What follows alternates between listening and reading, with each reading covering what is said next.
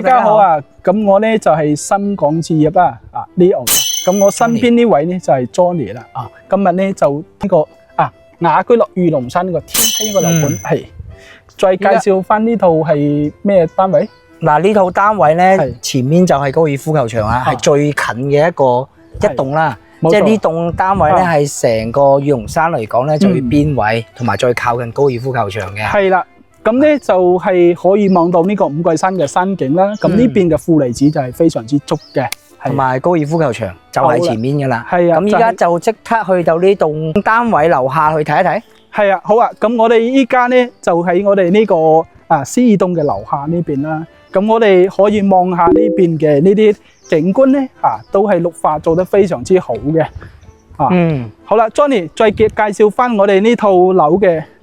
咁其實呢套樓嘅優勢咧喺邊咧？就係佢係成個小區嘅最邊位啦，私密性啊各方面啊都係比較好嘅，同埋我哋嘅景觀都係一流嘅。係。咁望翻我哋呢座樓下，佢係有一條橋嘅，佢係經過一條河，然之後先到我哋嘅一個入戶大堂嘅。係啦。咁呢條河咧，你唔好以為佢係就係一條河，佢入邊咧仲有錦鯉嘅，好多魚仔。睇到嘛？係咯。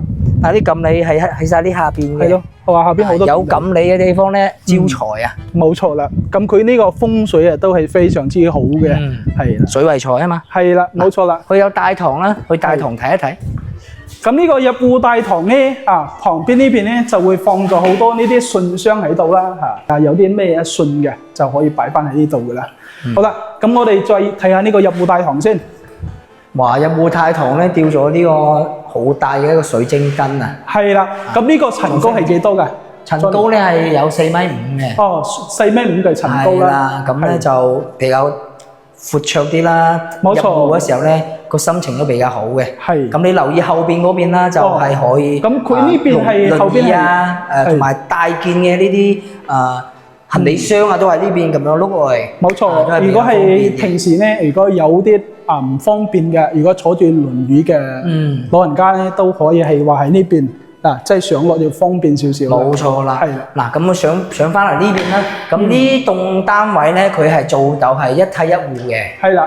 其實係佢係兩梯兩戶，等於係獨梯獨戶咁就一個單元咧，咁佢就係一戶嘅，咁就兩梯兩戶。咁我哋依家事不宜遲，上去我哋呢個實體樓同大家介紹先。好啦，我同阿 Johnny 咧就嚟到我哋呢個14樓嘅呢套單位呢度啦。咁呢個天梯嘅獅二棟咧，咁佢當然就係獨梯獨戶嘅。今日要介紹嘅呢個戶非常之正啦。咁佢可以望到呢個一線嘅高爾夫球場。而且仲有山景，五桂山山景，即刻去睇下。好，而家即刻去睇睇先。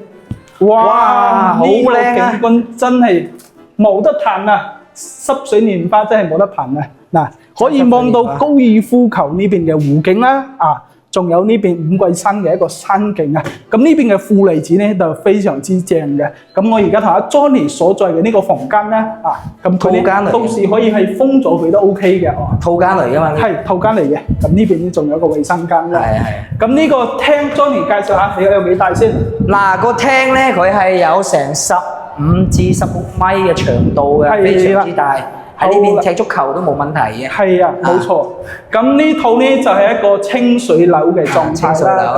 咁都可以發揮各位觀眾朋友嘅一個裝修嘅一個風格啦。係冇錯。嗱，咁主陽台呢真係要多睇幾眼啦。係啦。就可以擺翻張茶幾啊。係喺呢度望住呢個靚嘅高爾夫球景啊。望下高爾夫球場景。係。咁我哋再介紹下 Johnny。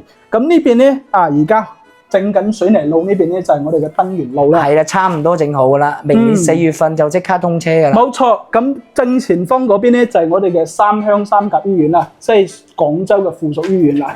咁整好明年開咗之後咧，咁呢個附屬醫院咧係乃至成個中山都係非常之出名嘅喎。係，佢聽講話佢嘅骨科啊、針灸啊呢方面咧做得比較好。係啦，冇錯啦。咁我哋再睇下我哋嘅生活陽台先好嘛 ，Johnny。生活陽台好睇。係啊，咁呢邊咧望住我哋呢個必須景嘅喎，仲加靚啊！其實佢兩邊嘅景觀都好唔錯嘅。佢呢邊咧都可以望到高爾夫球場。哇！呢啲係直情係南北對流啊！呢啲就係。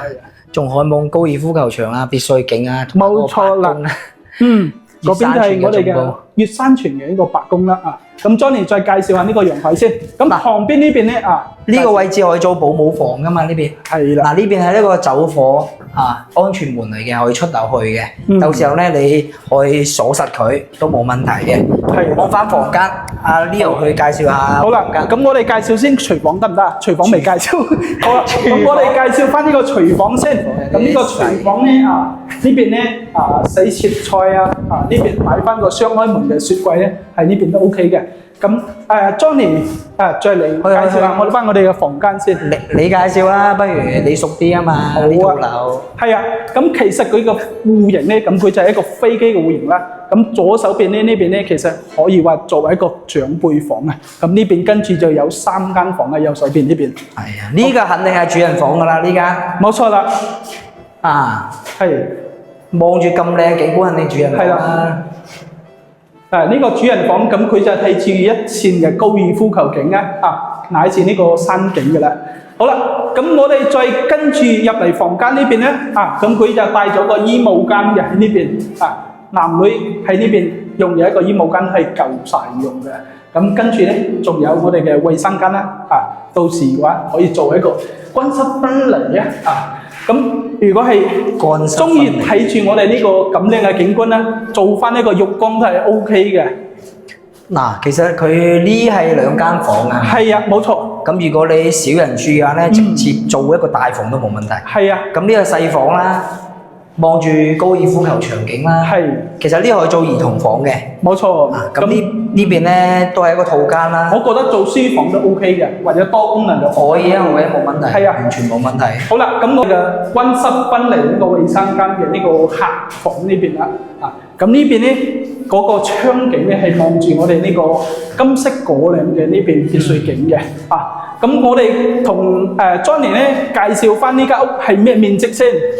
呢間屋嘅話咧，佢係232個平方嘅，232個平方，等於係2500尺左右嘅。2500尺。咁如果喺香港轉翻嚟嘅話，都係一個真係頂豪嘅一個平層，完全係豪宅嘅定位啦。咁之前業主買呢套樓翻嚟咧，都係要加錢嘅，冇錯，因為個 view 大家都可以睇到，係成個天氣嚟講係最靚嘅。咁而且呢個望住高爾夫嘅景嘅呢啲棟數係非常之少，係非常之少嘅，而且 C 座呢啲 C 戶型咧係特別靚好多嘅。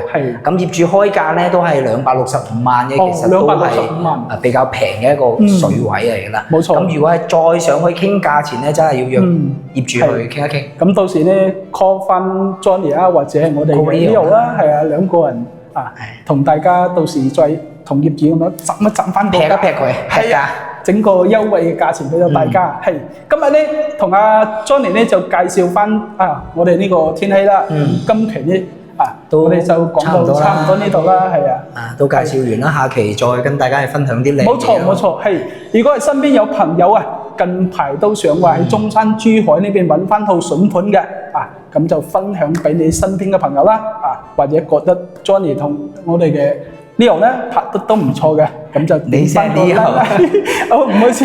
OK， 嗱，其實咧都廢話太多啦，咁下期咧就肯定要分享啲靚嘢俾大家嘅。咁希望咧大家咧點翻個訂閱啦，因為追翻我哋後期要拍翻啲靚嘢俾大家。咁我哋更加有動力再分享更加多啲中山、珠海、粵港澳大灣區嘅靚盤筍盤啦。咁我哋今期講到呢度，我哋下期再見啦，拜拜。